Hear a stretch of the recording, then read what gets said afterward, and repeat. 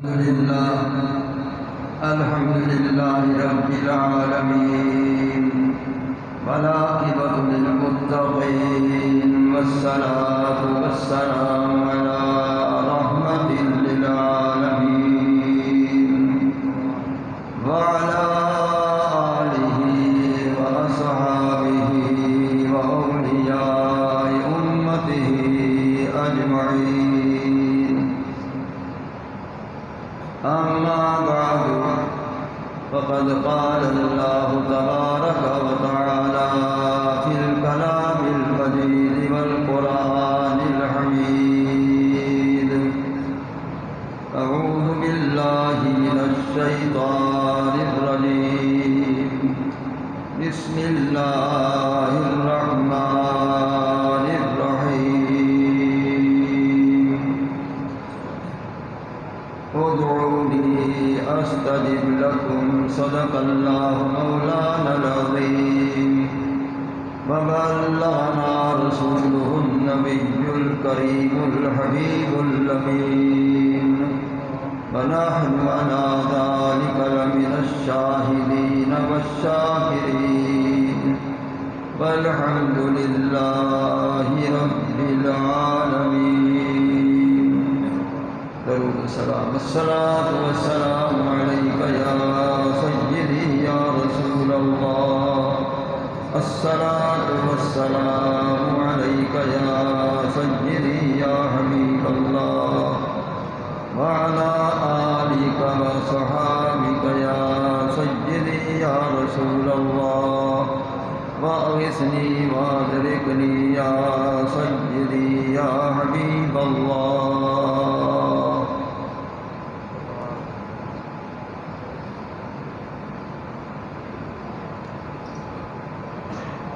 محترم حضرات گرامی، آج جمعۃ الوداع ہے. رمضان شریف ہم سب سے رخصت ہو رہا ہے. چند گھنٹے باقی ہیں کہ رمضان شریف اپنی برکتوں سمیت، اپنی رحمتوں سمیت، اپنے خواص سمیت وہ ہم سے جدا ہو رہا ہے، الوداع ہو رہا ہے. عابدین، عبادت گزار حضرات بہت اداس بھی ہیں، غمگین بھی ہیں، گریہ زار بھی ہیں کہ رحمتوں والا مہینہ ہم سے جا رہا ہے.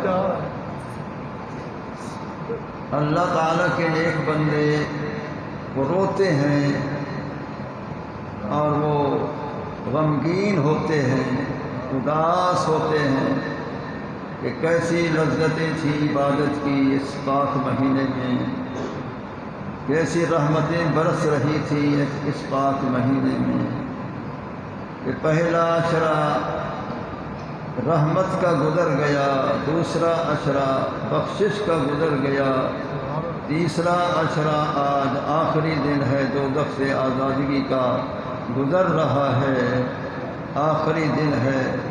تو یہ رمضان شریف ہم سے الوداع ہو رہا ہے، جا رہا ہے. دعا ہے کہ یہ اللہ کا مہمان ہم سے راضی ہو کر جائے، ہم سے ناراض ہو کر نہ جائے.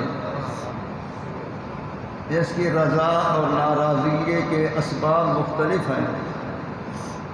یہ راضی کس پر ہوتا ہے، ناراض کس سے ہوتا ہے؟ یہ راضی ان سے ہوتا ہے جو اس کی قدر کرتے ہیں، اس کا احترام کرتے ہیں، اور اسی میں جو فرض کردہ روزے ہیں وہ سارے کے سارے روزے رکھتے ہیں، ان پر یہ راضی ہوتا ہے.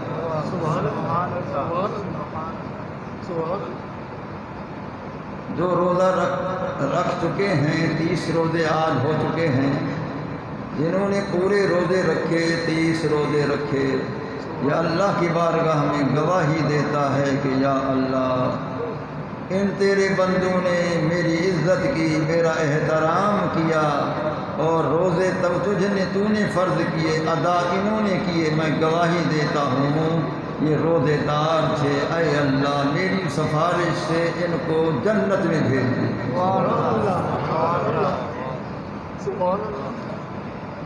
تو یہ راضی ہو کر سفارش کرتا ہے بارگاہ الہی۔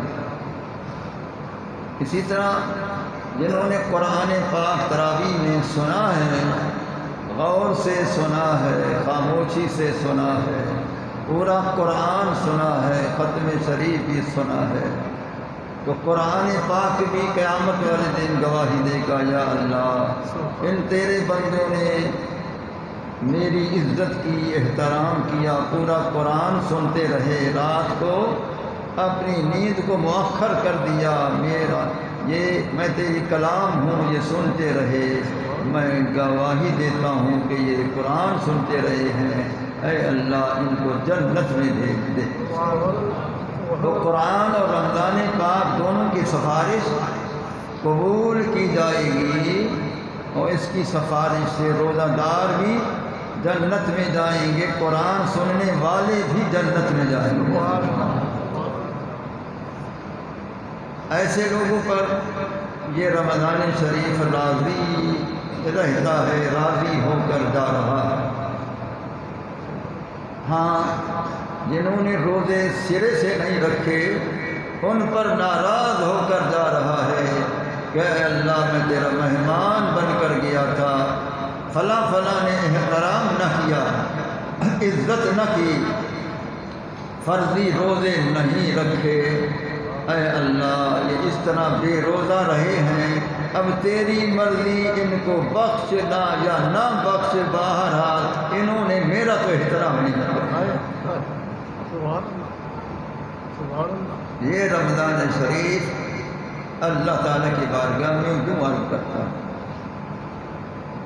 یا جنہوں نے تراویح نہیں پڑھی، قرآن مجید تراویح میں نہیں سنا، تو قرآن بھی اللہ کی بارگاہ میں عرض کرے گا کہ مولا تراویح پڑھی گئی، قرآن مجید تیری کلام یہ حفاظ نے پڑھی، لیکن فلاں فلاں نے شرکت نہ کی، تراویح بھی نہ پڑھی، قرآن بھی نہ سنا، اے اللہ اب تیری مرضی، جو ان سے جو سلوک کر تو مالک ہے، بہرحال انہوں نے قرآن نہیں سنا۔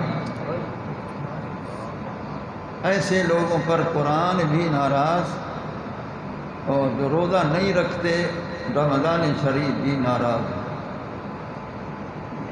اب رہا کہ روزے دار، بعض روزے دار، کل نہیں بعض، ان سے روزوں میں کمی کوتاہی بھی ہو جاتی ہے۔ مثلا بعض روزے دار بندہ روزہ بھی رکھتا ہے، پھر ساتھ جھوٹ بھی بولتا ہے، روزہ بھی رکھتا ہے، مسلمان بھائی کا گلہ بھی کرتا ہے، روزہ بھی رکھتا ہے، چغل خوری بھی کرتا ہے، روزہ بھی رکھتا ہے، گالی گلوچ بھی دیتا ہے۔ تو یہ نقائص ہیں ان روزے داروں کے کہ جن سے یہ غلطیاں سرزد ہوئی ہیں۔ تو اللہ جانتا ہے کہ فلاں فلاں نے یہ غلطیاں کی ہیں، کہ روزہ دار ہو کر جھوٹ بھی بولتے رہے، گلہ گوئی بھی کرتے رہے، غیبت بھی کرتے رہے، چغل خوری بھی کرتے رہے، اللہ کے علم میں۔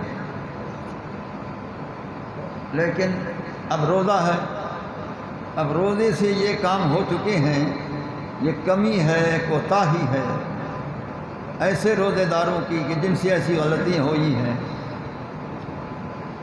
اب اس کا مداوع کیا ہے؟ اب یہ غلطی کیسے پوری ہو؟ تو اس کا مداوع، اس کا حال ہمارے نبی کریم علیہ السلام نے بتایا کہ جن روزہ داروں سے جھوٹ بھی بولا گیا، غیبت بھی ہو گئی، گلہ بھی ہو گیا، چغل خوری بھی ہو گئی، پھر ان کے روزے میں کمی آ گئی، وہ کیسے پوری ہو؟ خدا نے تو نہیں بتایا قرآن میں کہ اس طرح پوری ہو، اللہ کے حبیب نے فرمایا تم میرے جو ہو غلطی تم سے ہے، برائی کا سبب میں نہ بتاؤں گا کون بتائے؟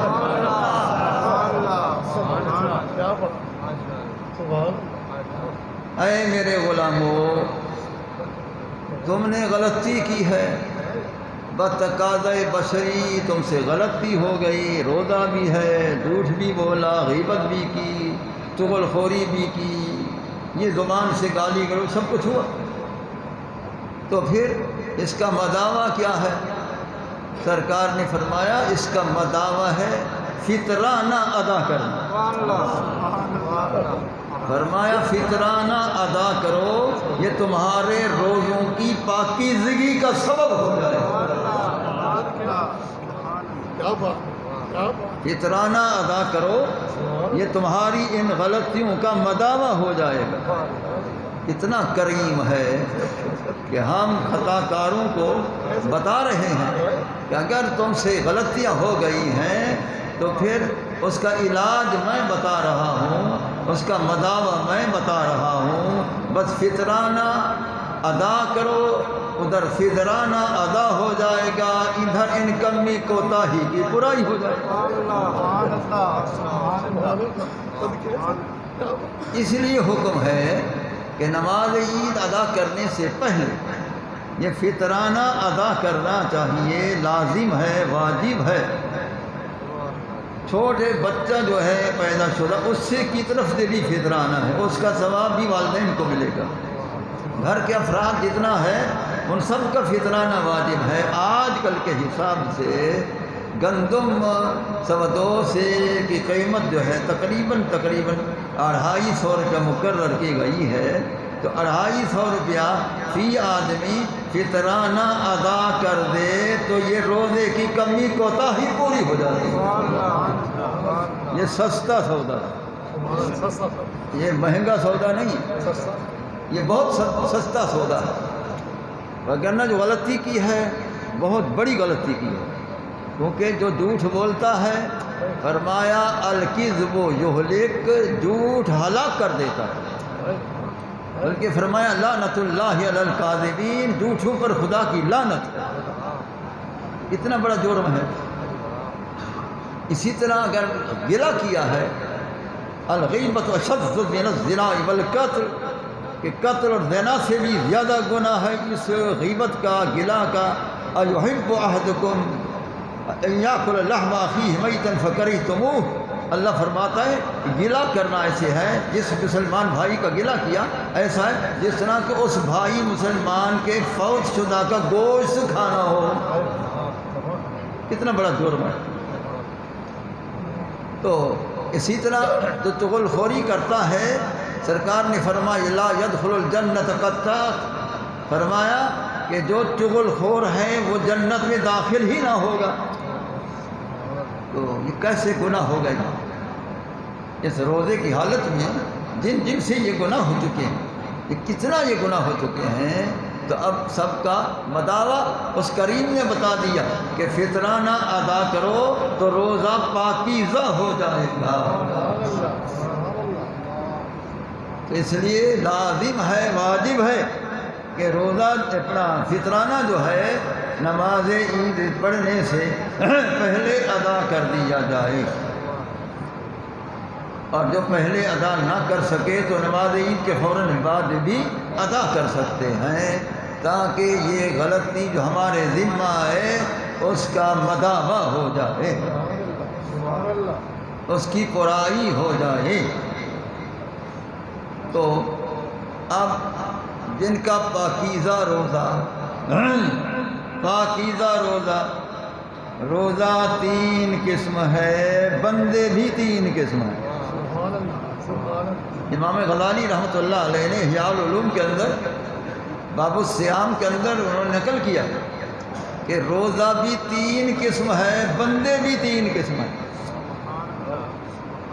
وہ کیا کہہ رہے ہیں کہ روزہ 3 قسم ہے۔ فرماتے ہیں صوم العوام، ایک عام لوگوں کا روزہ، دوسرا صوم الخواص، اللہ کے خاص بندوں کا روزہ، تیسرا صوم خواص الخواص، جو خاص الخاص اللہ کے بندے ہیں، تیسرا قسم ان کا روزہ۔ تو بندے بھی تین قسم ہیں، عام بھی، خاص الخاص بھی۔ روزہ بھی تین قسم ہے، عام کے لیے بھی، خاص کے لیے بھی، خواص الخواص کے لیے بھی۔ روزہ بھی تین قسم، بندے بھی تین قسم۔ اب میں بتاؤں کہ روزہ عوام کا کیا ہے، خواص کا کیا ہے، خواص الخواص کا کیا ہے، یہ بتانا میری ڈیوٹی ہے۔ کسی کی نوکری کچھ ہوتی ہے، کسی کی کچھ ہوتی ہے۔ میری نوکری دین کے مسائل بیان کرنا، اللہ رسول کی شان بیان کرنا، یہ میری نوکری ہے۔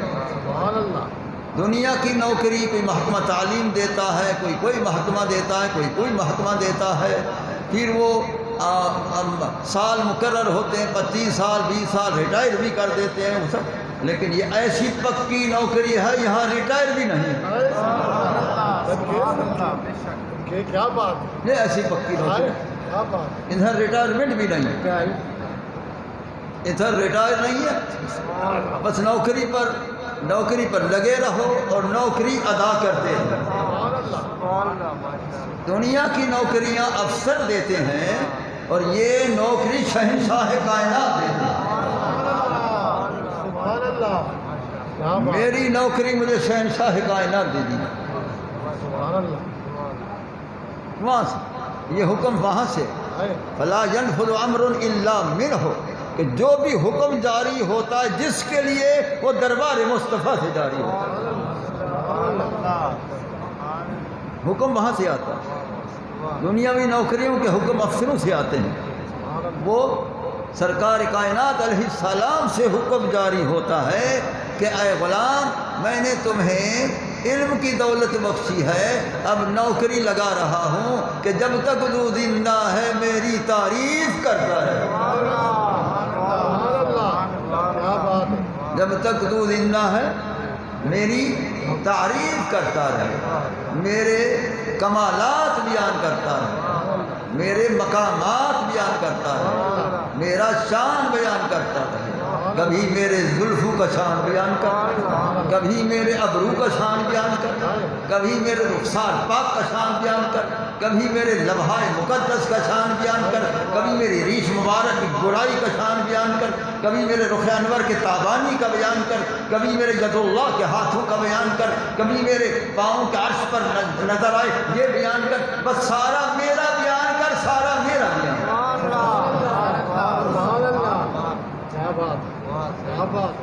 یہ میری نوکری، میں نوکری ادا کر رہا ہوں، میں نوکر ہوں در رسول کریم کا، میں گدا ہوں اپنے کریم کا، میرا دین پا رہے نہ نہیں۔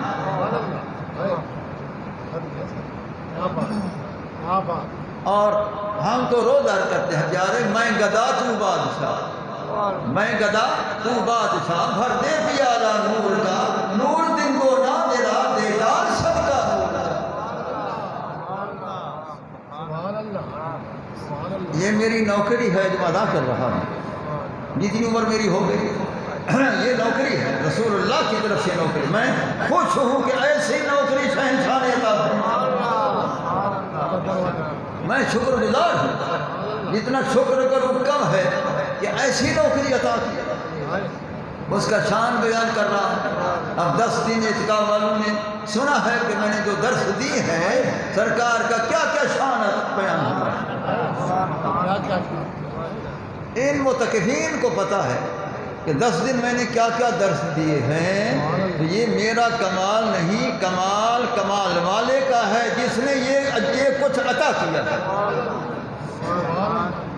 تو نوکری میں کیا ہے کہ میرا شان بیان کر، نوکری میں کیا ہے سب سے پہلے میرے اللہ کا شان بیان کر، نوکری میں کیا ہے میرے پاک صحابہ کا شان بیان کر، نوکری میں کیا ہے میرے اہل بیت کا شان بیان کر، نوکری میں کیا ہے میری امت کے اولیاء، جو میری امت کے اولیاء وہ ان کا شان بیان کر۔ تو یہ تمام شان جو میں بیان کرتا ہوں دلائل سے، یہ جتنی بھی انوار و تجلیات سرکار کے ہوتے ہیں، یہ میں نوکری ادا کر رہا ہوں، میری اعلیٰ نوکری، میری اعلیٰ نوکری۔ میں اس پر بڑا خوش ہوں. سبحان اللہ. اس کریم کو لاکھ لاکھ کروڑ بار شکر ہے ہے. کہ اپنا بنا لیا اور اپنی شان بیان کرنے والا بنا دیا. سبحان اللہ. سبحان اللہ. تو میں تو بڑا خوش ہوں. شہنشاہ کی طرف سے کرم ہو گیا ہے، نگاہ کرم ہو گئی، نگاہ لطف ہو چکی ہے. ہے. سبحان تو اللہ. اب میں نے بتایا کہ روزہ 3 قسم ہے، ایک عوام کا، ایک خواص کا، ایک خواص الخواص کا. عوام جو ہیں وہ پہلے میں ہوں عوام، پھر آپ بھی ہیں عوام. ایک ہے خواص جن کو اولیاء اللہ کہتے ہیں، وہ خواص ہیں. سبحان اللہ. ٹھیک ہے سر. تو خواص الخواص سب سے خاص الخاص نبی کریم کی ذات پاک. سبحان اللہ. بے شک. پھر خواص الخواص سابقین انبیاء علیہ السلام، سبحان اللہ. اور خواص میں صحابہ کرام، خواص میں اہل بیت اطہار، خواص میں ائمہ مجتہدین، خواص کے اندر ان کے مقلدین، خواص کے اندر یا اولیاء اللہ، یہ خواص ہیں. اب میں بتاتا ہوں کہ عام کے روزے کا معنی کیا ہے، خاصوں کے روزے کا معنی کیا ہے، اور خاص اور خاص کے روزے کا معنی کیا ہے. سبحان اللہ. کیا بات.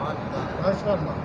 امام غزالی رحمۃ اللہ تعالی علیہ، امام غزالی رحمۃ اللہ تعالی علیہ فرماتے ہیں کہ عوام کا روزہ، جس طرح میرا روزہ، آپ کا روزہ کیا ہے؟ امساک عن الاکل والشرب والجماع، کھانے سے رک جانا سارا دن، پینے سے رک جانا سارا دن، گھر کے قرب سے رک جانا سارا دن. یہ 3 رکنے کو صبح صادق سے لے کر غروب آفتاب تک ان تینوں سے رک جانے کو عوام کا روزہ کہتے ہیں، جو میرا بھی ہے، جو آپ کا بھی ہے. سبحان اللہ. سبحان اللہ. ایک ہے خواص کا روزہ.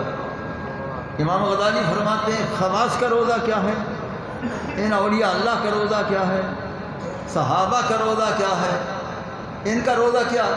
فرمایا صوم الخواص، صوم الخواص، خواص کا روزہ کیا ہے؟ اللہ اکبر. وہ کیا ہے؟ کف الجوارح عن المعاصی.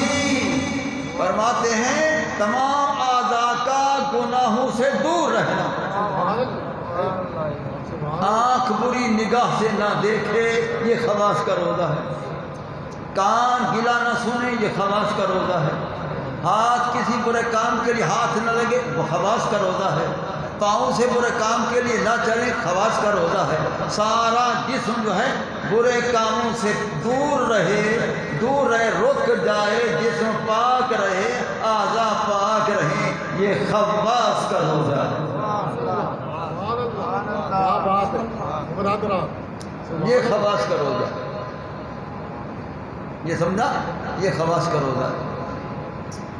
اور ایک خواص الخواص کا روزہ ہے. وہ خاص الخاص اللہ کے بندے ہیں، ان کا روزہ کیا ہے؟ امام غزالی بتاتے ہیں ان کا روزہ یہ ہے کف البصر عما سوى اللہ، کہ جب آنکھ کھلے اللہ پر پڑے، غیر اللہ پر نہ پڑے. آنکھ کھلے اللہ پر پڑے، غیر اللہ پر نہ پڑے. جب بھی آنکھ کھلے خدا نظر آئے، جب بھی آنکھ کھلے خدا نظر آئے، جب بھی آنکھ کھلے خدا نظر آئے، جب بھی آنکھ کھلے خدا نظر آئے. یہ خواص الخواص کا روزہ.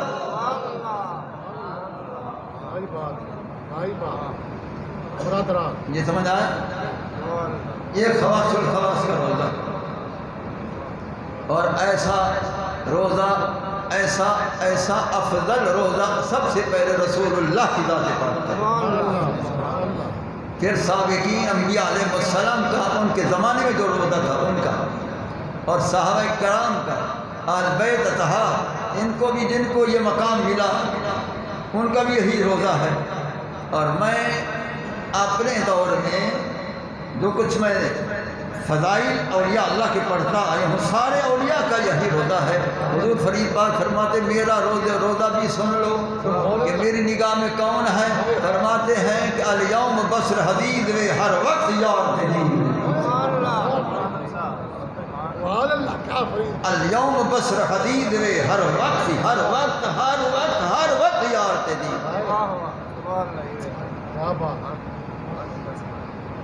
سونے یار کن اللہ ہر جا عین ظہور. تو یہ لوگ ہیں جو اللہ کو دیکھتے ہیں، غیر اللہ کو نہیں دیکھتے، اللہ کو دیکھتے. ان کی نگاہ اللہ کی ذات پر پڑتی ہے. ما رأیت شیئا الا ورأیت اللہ فی. جس چیز کو دیکھتا ہوں اس چیز میں میں خدا کو دیکھتا ہوں. ما رأیت شیئا الا ورأیت اللہ قبلہ و بعدہ. جس چیز کو دیکھتا ہوں اس کے دیکھنے سے پہلے بھی خدا کو دیکھتا ہوں، اس میں بھی خدا کو دیکھتا ہوں، اس کے بعد بھی خدا کو دیکھتا ہوں. یہ وہ لوگ ہیں جن کی نگاہ میں غیر نہیں ہے، جن کی نگاہ میں غیر نہیں ہے. یہ ان کا روزہ ہے. یہ 3 قسم کے اللہ کے بندے ہیں، 3 قسم کا یہ روزہ ہے. تو یہ جو کھانا پینا وغیرہ سے رک جانا یہ تو 1 مہینے کا ہے، یہ تو آج شام کو مغرب تک ختم ہو جائے.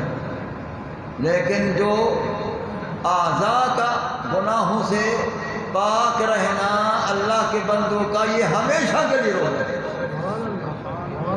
اور اللہ تعالیٰ نظر آئے غیر نہ نظر آئے یہ بھی ہمیشہ کے لیے روزہ ہے. تو یاد رکھیں کہ سب نے روزے رکھے، اولیاء نے بھی روزے رکھے ہوں گے اور نیک لوگوں نے بھی روزے رکھے ہیں، اللہ کے بندوں نے روزے داروں نے سب روزے رکھے ہیں. اپنے زمانے میں صحابہ کرام نے بھی روزے رکھے تھے. لیکن یاد رکھو پھر ہم صحابہ کے روزوں کو دیکھتے ہیں کہ اپنے روزوں کو دیکھتے ہیں ہمیں شرمندگی ہوتی ہے. اب دیکھو جنگ بدر جو ہی تھی 17 رمضان شریف تھی، وہ صحابہ کرام سارے 313 روزے دار تھے. 17 رمضان شریف کو جنگ ہوئی، وہ سارے 313 صحابہ روزے دار تھے اور وہ تلواریں چلاتے رہے، جنگ کرتے رہے. روزہ بھی تھا، کھانا بھی بند، پینا بھی بند، روزہ ہی روزہ. ہاں تو وہ اسی میں وہ لڑتے بھی رہے، سرکار دو عالم السلام کی تابعداری بھی کرتے رہے، سرکار پر قربان بھی ہوتے رہے. جو شہید ہونے والے تھے وہ شہید بھی ہو گئے اور روزے دار ہو کر وہ شہید ہو گئے. تو ان کے روزوں کا کون مقابلہ کر سکتا؟ کوئی نہیں کر سکتا. ان صحابہ کرام نے روزے رکھی ہیں، وہ یہ ان کی ہی شان ہے، یہ ان کا ہی مقام ہے. دیکھو جب وہ 1000 کی تعداد میں کفار تھے، ادھر 313 ہیں، سواریاں بھی مختصر، ہتھیار بھی مختصر، اور وہ لیس تھے اپنے ہتھیاروں سے بھی، ان کے گھوڑے وغیرہ سواریاں بہت. سرکار نے دیکھا کہ اپنے غلاموں کا تجربہ تو کریں کہ یہ کیا کہتے ہیں. سرکار نے فرمایا ہے میرے عاشقو، تم 313 قلیل تعداد ہو، وہ کثیر تعداد میں ہیں، کیا تم جہاد کرو گے؟ یار یہ 1000 کو کیا کریں گے؟ اب تو فرما اگر تیرا حکم ہو جائے سمندر میں چھلانگ لگاؤ ہم دے دوں گے.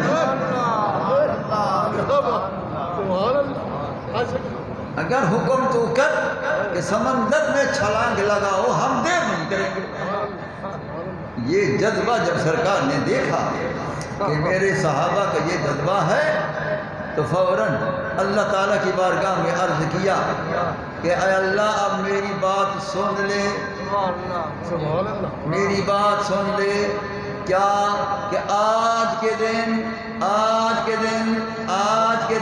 اگر تو نے میرے ان غلاموں کو فتح نہ دی تو سن لے کہ روئے زمین پر تیرا نام لینے والا بھی کوئی نہیں ہوگا. اے اللہ سے سن لے، اگر آج میرے غلاموں کو تو نے فتح نہیں دی تو روئے زمین پر تیرا نام لینے والا بھی کوئی نہیں ہوگا.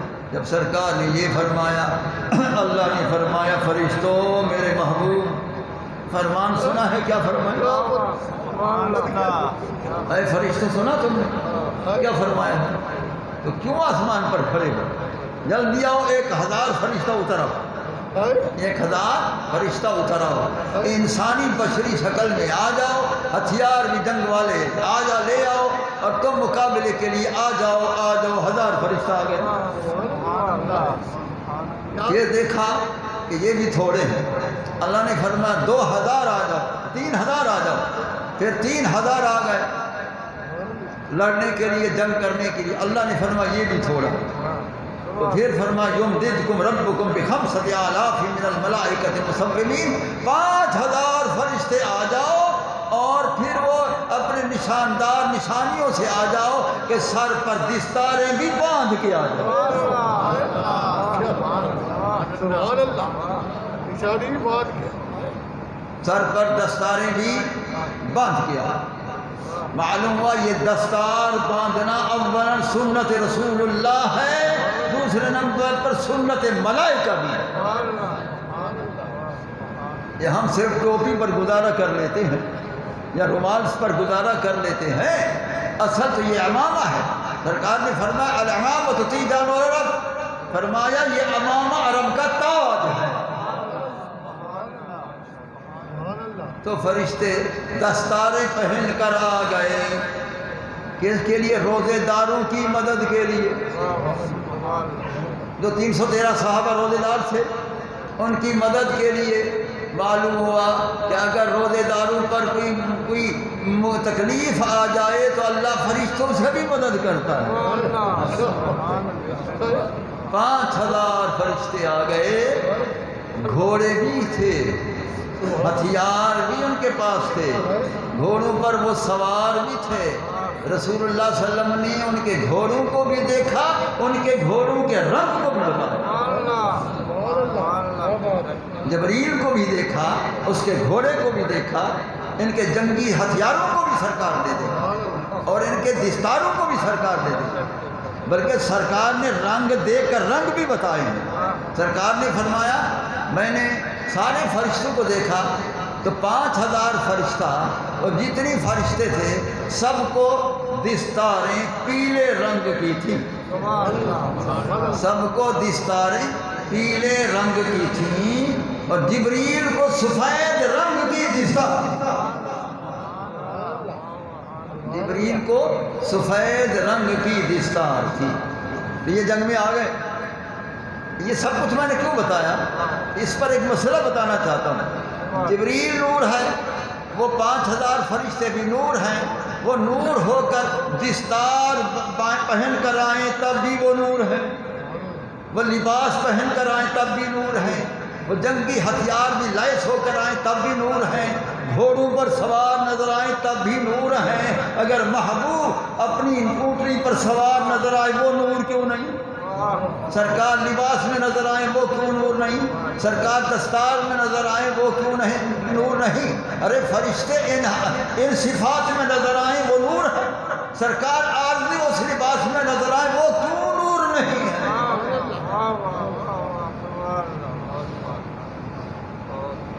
تو اب جبریل علیہ السلام کی سفید دستار تھی اور باقیوں کی پیلی دستار تھی۔ مفسرین نے اس آیت کے ماتحت یہ ضرور لکھا ہے کہ جبریل علیہ السلام کی سفید دستار تھی، باقیوں کی پیلی دستار تھی۔ وجہ کے صرف کسی نے نہ لکھی کہ جبریل کو سفید دستار کیوں تھی، باقیوں کو پیلے رنگ کی دستاریں کیوں نہ تھی، کسی نے وجہ نہیں لکھا، میں وجہ بتا دوں، کسی مفسر نے نہیں لکھا۔ سب تفاسیر میں نے دیکھی، کسی نے وجہ نہیں لکھی۔ رنگ لکھا ہے، رنگ ضرور لکھا ہے، وجہ رنگ نہیں لکھی۔ اب میں وجہ رنگ بتاؤں، یہ بھی رنگ رنگ والے کا۔ سنو بھائی، جبریل علیہ السلام پر اس لیے سفید دستار تھی کہ وہ میرے محبوب کی محبت میں گم تھا، وہ دربان رسول تھا، وہ خادم رسول تھا۔ رسول اللہ صلی اللہ علیہ وسلم کی سفید دستار مبارک ہوتی تھی جبریل وہی اپنا کر آیا ہے کہ سنت مصطفیٰ پر عمل ہو۔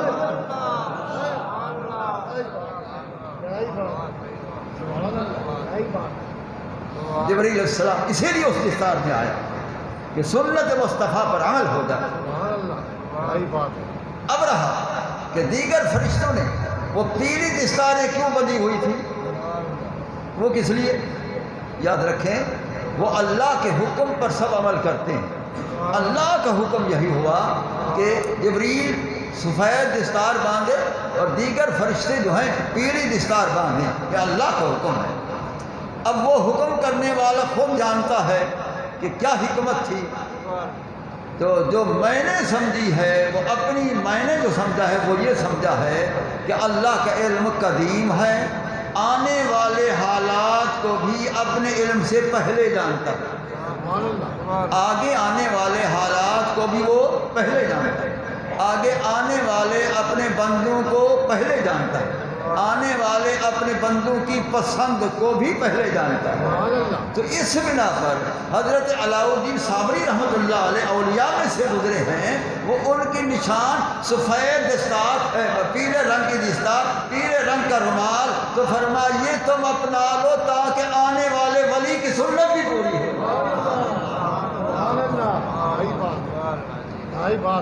تو جو ان کے روزے وہ ہمارے روزے نہیں ہو سکتے، جو ان بدریین صحابہ کرام نے روزے رکھے وہ ہمارے نہیں ہو سکتے، کہ روزے کی حالت میں جنگ لڑتے رہے، شہید بھی ہو گئے جو شہید ہونے والے تھے، اور ان کی میں مزارات بھی میں نے زیارت کی ہے، کئی مرتبہ میں گیا ہوں بدر شریف میں، مدینہ پاک سے کافی وہ باہر ہیں دور ہیں، تو وہاں میں گیا ہوں کئی مرتبہ، ماشاءاللہ بدریین صحابہ کرام کی مزارات موجود ہیں۔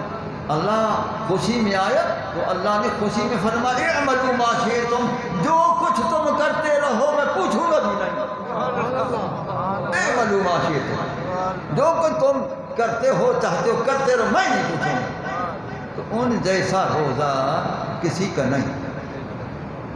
اسی طرح صحابہ کرام رضوان اللہ تعالی علیہم اجمعین کے روزے، خصوصاً 4 یاروں کو روزے، ابوبکر صدیق کا روزہ، فاروق اعظم کا روزہ، امیر عثمان کا روزہ، مولا علی کا روزہ، اہل بیت اطہار کے روزے، ان جیسے روزے کسی کے نہیں ہو سکتے۔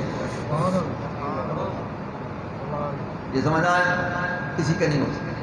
اور پھر جن پر 3 دن پانی بند رہا کربلا شریف میں، 3 دن پانی بند رہا کربلا شریف میں اہل بیت اطہار کے لیے، تو وہ بغیر پانی کے رہے، ان جیسا یہ روزہ بھی کسی کا نہیں ہو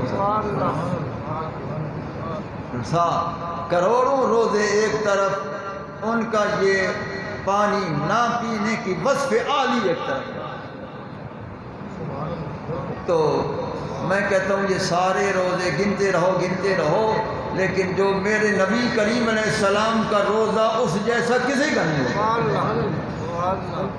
یہ رسول اللہ صلی اللہ علیہ وسلم کا روزہ ان جیسا روزہ کسی کا نہیں ہو سکتا، اور سرکار جیسا افطار بھی کہیں نہیں ہوا، سرکار جیسی سحری کہیں نہیں ہوئی، اور جس مقام پر سرکار سحری کرتے تھے اور وہ سحری وہ افطاری اس مقام کی کہیں نہیں ہوئی۔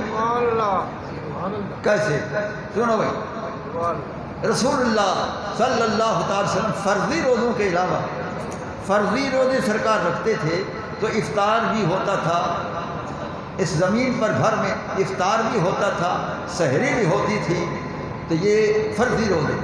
اور بعض سرکار نے 2 مہینے صوم وصال لگاتار آپ نے روزے رکھے، نہ افطاری کرتے تھے نہ سحری کرتے تھے۔ بتاؤ بھائی، آپ تو شام کو افطاری کرتے رہے ہیں، صبح کو سحری بھی کرتے رہے ہیں، جو نعمتیں آتی رہیں آپ تناول فرماتے رہے ہیں۔ رسول اللہ صلی اللہ علیہ وسلم 1 نہیں 2 نہیں 3 نہیں 2 مہینے 2 مہینے لگاتار مسلسل روزے رکھے، نہ سحری ہے نہ افطاری ہے، تو یہ کیسا روزہ ہے؟ اب کوئی مقابلہ ہو سکتا ہے؟ 2 مہینے تک آپ نے بغیر سحری بغیر افطاری صوم وصال لگاتار آپ نے روزے رکھے۔ اب آگے سنو، صحابہ کرام سرکار کی ہر ادا کو اپنانے کی کوشش کرتے تھے، تو انہوں نے دیکھا کہ رسول اللہ صلی اللہ علیہ وسلم روزے رکھتے ہیں بغیر افطاری بغیر سحری، انہوں نے بھی بغیر سحری بغیر افطاری روزے رکھنے شروع کر دیے۔ چند دن کے بعد وہ دبلے ہو گئے، خستے ہو گئے۔ سرکار نے فرمایا تمہیں کیا ہو گیا؟ کیا رہے انک تواصل یا رسول اللہ، آپ تو بغیر سحری بغیر افطاری روزہ رکھتے ہیں، ہم نے بھی وہی شروع کر دیا۔ فرمایا اچھا ایکم مثلی، کون تم میں سے میری مثل ہے؟ ایکم مثلی، کون تم میں سے میری مثل ہے؟ نمبر ایک کہ سرکار نے بے مثلیت واضح کر دی کہ میری مثل تم میں سے کوئی نہیں۔ جب صحابہ کرام رسول اللہ کی مثل نہیں ہو سکتے تو کون مائی کا لال ہے جو کہ رسول اللہ ہم جیسے تھے؟ سرکار نے فرمایا ایکم مثلی، کون تم میں سے میری مثل ہوتا ہے؟ صحابہ نے عرض کی قالوا نسلا کا حیت کا یا رسول اللہ، پیارے ہم آپ جیسے ہو ہی نہیں سکتے، ہم آپ جیسے نہیں، ہم آپ جیسے نہیں پیارے، آپ بے مثل و بے مثال ہیں۔ اچھا سنو آگے سنو، سرکار نے کیا فرمایا کہ تم نے یہی قیاس کیا کہ میں نہ افطار کرتا ہوں نہ سحری کرتا ہوں، تم نے یہی دیکھا اور میری صحت مبارکہ میں فرق نہیں ہے۔ اب سنو آگے جو سرکار نے فرمایا کہ سرکار کا افطار کہاں ہوتا تھا، سرکار کی سحری کہاں ہوتی تھی، کس مقام پر ہوتی تھی؟ دنیا والے سحری مسجد میں کرتے ہیں، گھر میں کرتے ہیں، فرش پر کرتے ہیں، زمین پر کرتے ہیں۔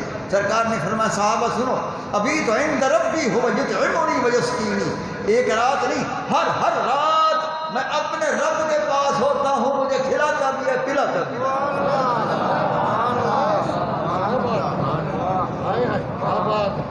ابھی تو عند ربی میں اپنے رب کے پاس رات گزارتا ہوں، اپنے رب کے پاس رات گزارتا ہوں، اور مجھے فرمایا وہ کھلاتا بھی ہے اور پلاتا بھی ہے۔ اب میری بات سنو، ادھر دیکھو میرے پاس، ادھر میرے پاس دیکھو کہ چھوڑ دے حج سے، چھوڑ دے، آرام کر کے بیٹھا گیا۔ رسول اللہ صلی اللہ علیہ وسلم نے جو فرمایا ابھی تو عند ربی هو یطعمنی ویسقینی، مجھے بتاؤ لاکھوں میلوں سے بھی لا مقاموں پر ہے کون سا براق لے گیا تھا؟ خود آتا رہا، خود جاتا رہا، خود آتا رہا۔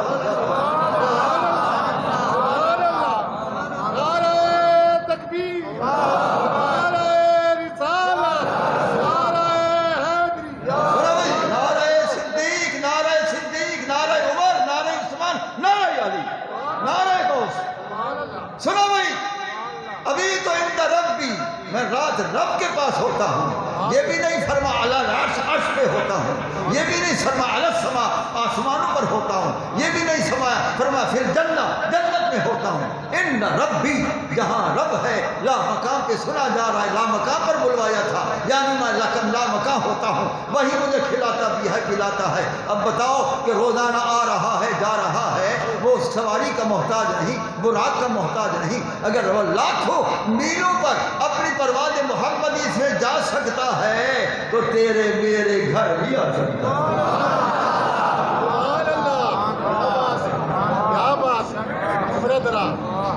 تو تیرے میرے پاس بھی آ سکتا ہے، وہ تیری میری قبر پہ بھی آ سکتا ہے، اور وہ آتا ہے۔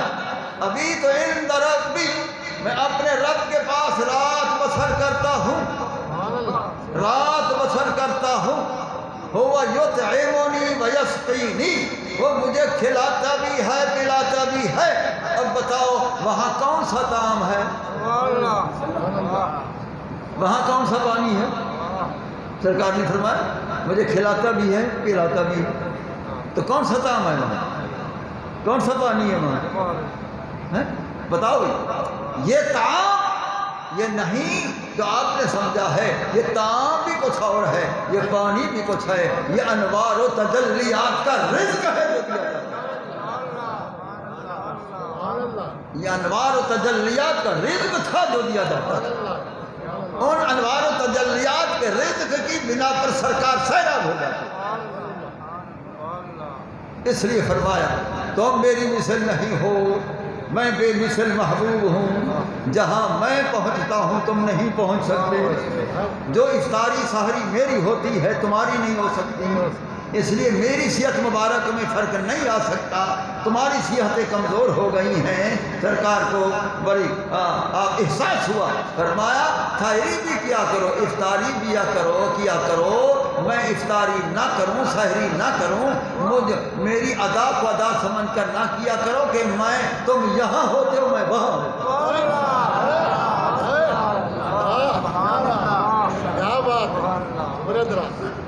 اللہ اکبر۔ اس لیے رسول اللہ کے روزے جیسا کسی کا روزہ نہیں، سرکار کے سجدے جیسا نماز میں بھی کسی کا سجدہ نہیں۔ سیدہ خدیجہ الکبریٰ رضی اللہ تعالیٰ فرماتی ہیں سرکار جب سجدے میں جاتے تھے اتنا لمبا سجدہ کہ میں سمجھتی تھی کہ سرکار مدینہ صلی اللہ علیہ وسلم شاید پردہ فرما گئے ہیں، اتنا لمبا سجدہ فرماتے ہیں۔ ایسا سجدہ ہے کسی کا؟ انبیاء کے سجدے بھی سجدہ مصطفیٰ کا مقابلہ نہیں کر سکتے، چاہے کہ کوئی اور۔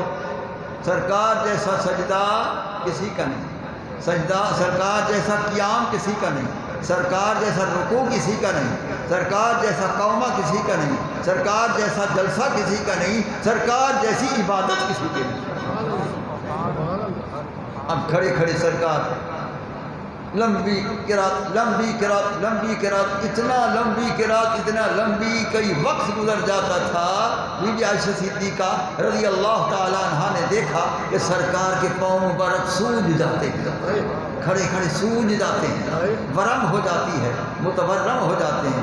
عرض کرتے ہیں پیارے اتنا لمبا قیام، آپ کے ورم مبارک پاؤں پر ورم مبارک آ گئی، یہ کیا ہو گیا؟ سرکار نے فرمایا افلا اکون عبدا شکورا، کیا میں خدا کا شکر گزار بندہ نہ بنوں؟ تو کیوں روک رہی ہے؟ پیاری میری محبت گوارا نہیں کرتی کہ اتنا مشقت ہے، اتنا مشقت ہے۔ فرمایا افلا اکون عبدا شکورا، کیا میں اللہ کا شکر گزار بندہ نہ بنوں؟ عائشہ صدیقہ کو یہ جواب دیا، اللہ نے فرمایا عائشہ تو چپ رہے، اب میں کہوں گا۔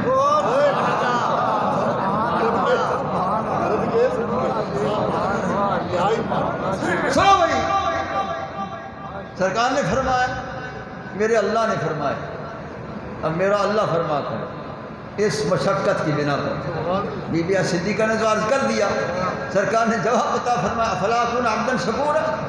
اب اللہ نے فرمایا پیارے تو اس نے تو فرمایا، آپ نے یہ فرمایا میری بھی سن لے، ما انزلنا علیک القرآن لتشقی، پیارے میں نے تو قرآن اس لیے نازل نہیں کیا تجھ پر کہ تو مشقت میں پڑے، اتنا پاؤں سو جائیں، مجھے بھی برداشت نہیں ہے، تھوڑا قیام کر برداشت ہو جائے، یہ مجھے بھی برداشت نہیں ہو رہا۔ پیارے مشقت میں نہ پڑھ، میں نے مشقت میں پڑھنے کے لیے قرآن نہیں نازل کیا، پیارے تھوڑا قیام کر، پیارے مجھے بھی یہ گوارا نہیں ہے کہ تیرے پاؤں مبارک متورم ہو جائیں، میں تو محب اول ہوں، مجھے بھی برداشت نہیں ہے۔ پیارے اتنا مشقت میں تو نہ پڑھنا۔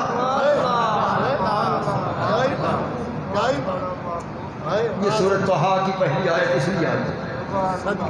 سنو بھائی، اب اللہ نے فرمایا طٰہٰ فرما کر پھر فرمایا ما انزلنا علیک القرآن لتشقی۔ پہلے طٰہٰ کے کیا معنی ہیں؟ مولوی لوگ نہیں بتاتے ہیں، کسی مولوی سے پوچھو کہ طٰہٰ کا کیا معنی، قطعاً نہیں بتایا۔ کوئی ترجمہ اٹھا لو، طٰہٰ کے نیچے کوئی ترجمہ نہیں لکھے گا، کوئی ترجمہ اٹھا لو، کسی کا بھی اٹھا لو، کسی کا۔ طٰہٰ کے نیچے کوئی معنی نہیں لکھے گا، الف لام میم کے نیچے کوئی معنی نہیں لکھے گا، ہاں میم عین سین کاف کے نیچے کوئی معنی نہیں لکھے گا، ہاں میم کے نیچے کوئی معنی نہیں لکھے گا، صاد کے نیچے کوئی معنی نہیں لکھے گا۔ اور میں بتاتا ہوں کہ طٰہٰ کیوں فرمایا ہے۔ سنو بھائی، طٰہٰ کیوں فرمایا؟ سنو جام صاحب، سنو ڈاکٹر صاحب، سنو سارے اعتکاف والوں، سنو دیگر آنے والوں، سنو کہ اللہ نے محبوب کو طٰہٰ سے مخاطب کیوں فرمایا؟ اے طٰہٰ، اے طٰہٰ، اے طٰہٰ۔ طٰہٰ کیوں ہے؟ مولانا اعظم القادری سنو بھائی، کیوں اللہ نے فرمایا طٰہٰ؟ مجھے طٰہٰ کی قسم ہے، یہ جتنی حروف ابتدائی ہیں قسمیہ ہیں، قسمیہ قسم کھائی خدا نے، طوا، مجھے طوا کی قسم ہے۔ تو طوا کس چیز سے اشارہ ہے؟ المراد بالطوا، المراد بالطا الطیب والطاہر۔ اللہ فرماتا ہے اے ہر نفس پاک محبوب، مجھے تیری پاکیزگی کی قسم ہے۔ او مولانا قادری، المراد بالطا الطیب والطاہر، الطیب والطاہر، الطیب والطاہر، اے طیب محبوب، اے طاہر محبوب، اے پاک محبوب، پاکیزہ محبوب، مجھے تیری پاکیزگی کی طہارت کی قسم ہے۔ سنو بھائی، اللہ نے اپنے محبوب کو طیب بنایا، اللہ نے اپنے محبوب کو طاہر بنایا، جسم کا بھی طاہر بنایا، دل کا بھی طیب بنایا، اندر بھی پاک بنایا، باہر بھی پاک بنایا، اندر بھی پاک بنایا، باہر بھی پاک بنایا، جبھی تو طیب و طاہر فرمایا، جبھی تو طیب و طاہر فرمایا۔ میرا محبوب طیب بھی ہے، میرا محبوب طاہر بھی ہے۔ اے طیب، اے طاہر، مجھے تیرے طاہر ہونے کی بھی قسم ہے، مجھے تیرے طیب ہونے کی بھی قسم ہے۔ اب طیب بھی خود بناتا ہے، طاہر بھی خود بناتا ہے، قسمیں بھی خود کرتا ہے۔ یہ تقاضۂ محبت ہے، یہ تقاضۂ محبت ہے۔ کمال بھی خود عطا کرتا ہے، اس کی قسم بھی خود کھاتا ہے۔ کس سے مختصر؟ ہاں اے محبوب، ہاں مجھے ہاں کی قسم، تو کا معنی سمجھ لیا؟ ہاں مجھے ہاں کی قسم ہے۔ ہاں سے مراد کیا ہے مولانا قادری؟ المراد بالہا الہادی۔ اللہ فرماتا ہے اے ہادی کائنات، مجھے تیرے ہادی ہونے کی قسم۔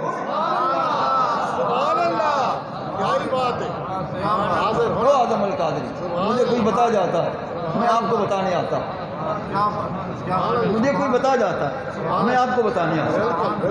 المراد بالہا الہادی، اے پیارے تو ہی تو ہادی ہے، تو ہی تو ہدایت دینے والا ہے۔ جن کو ہدایت دی تو نے دی، ابو بکر کو ہدایت تو نے دی، عمر کو ہدایت تو نے دی، عثمان کو ہدایت تو نے دی، اہل بیت کو ہدایت تو نے دی، کل صحابہ کو ہدایت تو نے دی، تابعین کو ہدایت تو نے دی، تابعین کو ہدایت تو نے دی، ائمہ مجتہدین کو ہدایت تو نے دی، اولیاء اللہ کو ہدایت کاملہ تو نے دی، عام مومنین مومنات کو ہدایت تو نے دی، اسلام کی ہدایت تو نے دی، دین ہدایت کی ہدایت تو نے دی، ساری ہدایت تو نے دی۔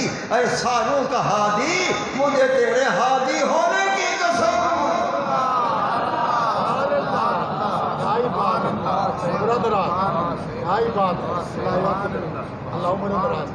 یہ سمجھ آیا؟ پروردگار عالم نے جل شانہ و عم نوالہ نے کرم فرمایا کہ ایسا محبوب ہمیں عطا فرمائے۔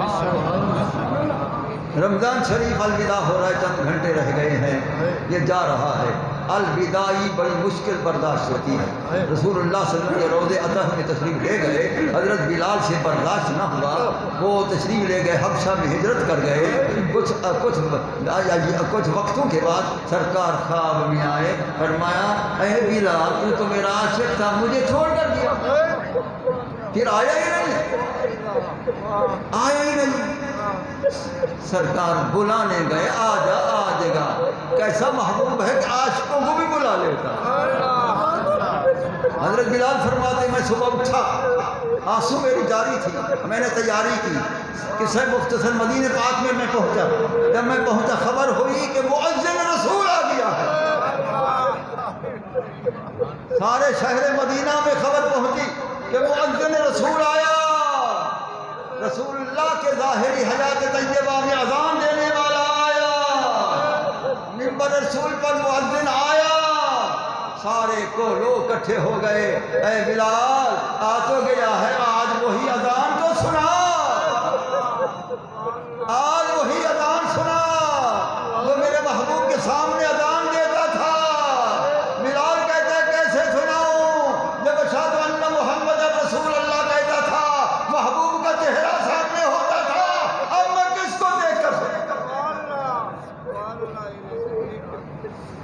اتنے میں حسنین کریمین طیبین طاہرین قمرین نجرین منیرین مسجد نبوی میں آ گئے. فرمایا بلال باقیوں کا کہنا نہیں مانتے ہو تو ہمارا تو مان لو,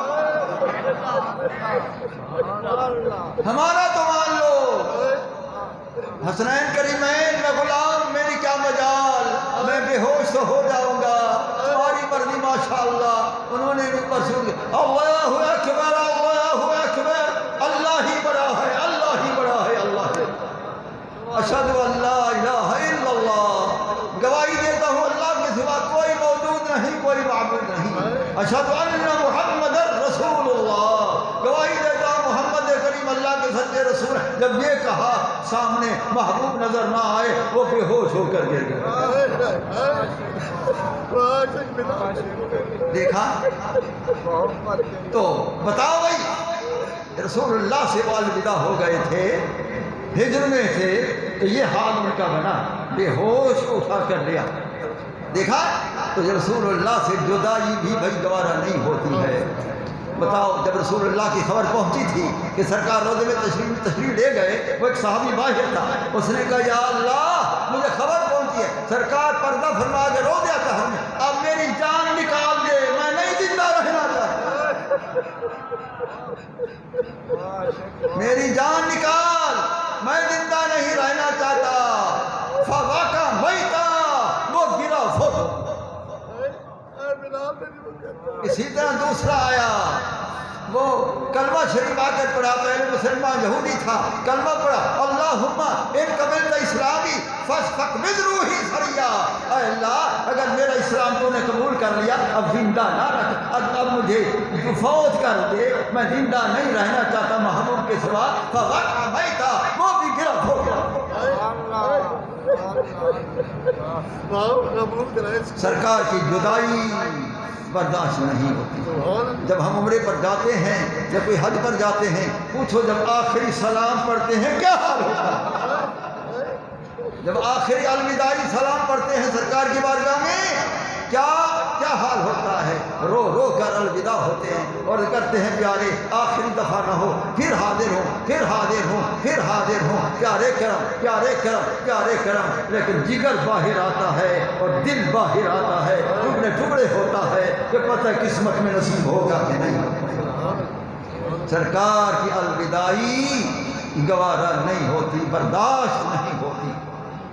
اور جب کنبہ رسول صلی اللہ علیہ وسلم نے الوداعی کی تھی کربلا میں جانے کے لیے, اور مزار الانوار پر چمٹ گئے سارے, حضرت سرکار حسین فرما رہے تھے علی اکبر الوداع کر لو نانا کریم, اے عباس الوداع کر لو, اے قاسم الوداع کر لو, اے علی اکبر الوداع کر لو, اے میرے اہل بیت الوداع کر لو, اے میرے کنبہ والو الوداع کر لو.